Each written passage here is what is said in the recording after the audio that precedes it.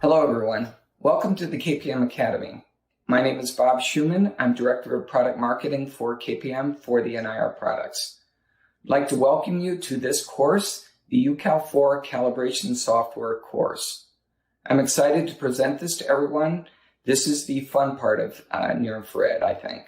It's a mixture of creativity and science. And at the end of it, you can deliver and develop a really useful and productive tool.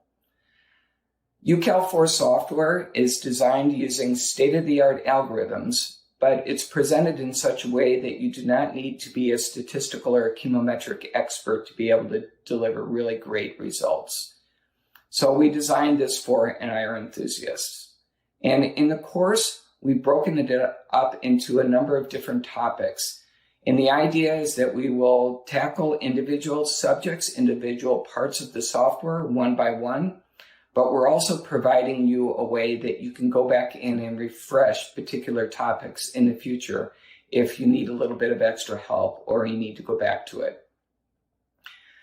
So with that, I'm going to head back into the course. I wish everybody great NIR calibrations, and at the end of the course, there will be a survey presented. If you have any comments or suggestions, please put them into the survey, and we will use those to improve the course going into the future. Thanks, everyone.